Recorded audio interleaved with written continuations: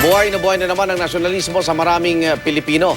Lalo't ipagdiriwang natin ang araw ng kasarinlan bukas. Pero alam niyo bang may mga dayuhan ding napamahal na sa ating bansa at maituturing na ngang may pusong Pinoy.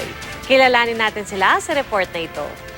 Sa nakaraang premiere night ng pelikulang Fast and Furious 6, bukod sa pagpunta ng mga sikat na Hollywood star sa Maynila, naging viral din ang mga litrato ng bida nitong si Vin Diesel at ila enjoy na enjoy sa kanyang Filipino experience. Lagi nga tayong tuwan-tuwa kapag may mga dayuhang sinusubukan ng pamumuhay nating mga Pilipino. How did you? Oh, it's good. Ang magkaibigang Tori at Jason sa mahigit 3 taon nilang pabalik-balik dito sa Pilipinas, aminado na bighani na raw sila sa kultura nating mga Pilipino. Ang jeep kasi icon ng Philippines. Kahit saan bansa alam nila, Philippines jeepney. Eh gusto namin matry talaga kung anong feeling na nagdadrive ng jeep, kung anong feeling ng barker.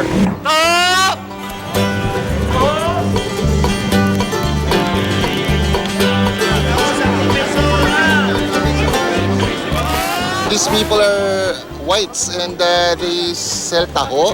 So first time I encountered such an experience. Gusto namin masabi sa mga tao na alam namin yung mga pinagdadaanan nila at sana magbigay din lang kami ng konting inspiration sa mga tao.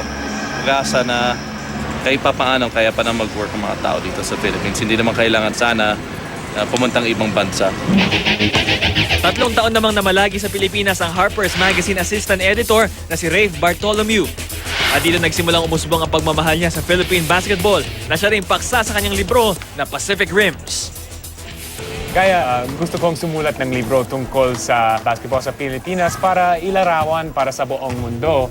Dito sa Pilipinas, matagtagpuan ang ibig sabihin at yung essence ng basketball. Kasama sa kanyang libro ang kwento ng kakaibang laban ng basketball ng mga midget versus bading. Tataka na isang dayuhan na kagaya ni Rafe na nandito pa. Siya pa yung nagsulat ng parang kumbaga yung sa history ng basketball natin. Na hindi isang Pilipino at isang dayuhan. Pero yun nga maganda is because he was here for a mission. Nandito siya. And then nagawa niya yung mission niya. Ang mag-aama namang Belgian na sina Boris, Axel at Ray nakapag-around the world na. Pero para maiba ang kanilang biyahe, naisipan nilang libutin ng Visayas sakay ng kanilang customized tricycle. Ang trike na ito, plano rin daw nilang iuwi sa Belgium.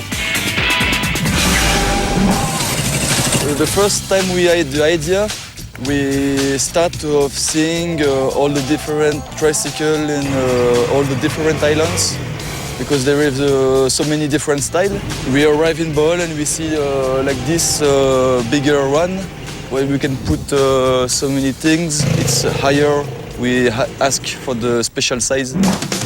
Sana'y magsilbing magandang ehemplo sila para sa ating lahat dahil kung tutuusin, tayong mga Pilipino ang mas dapat magmahal at magmalaki sa ating sariling kultura. Para sa Saksi, Bam Alegre, nag-uulat.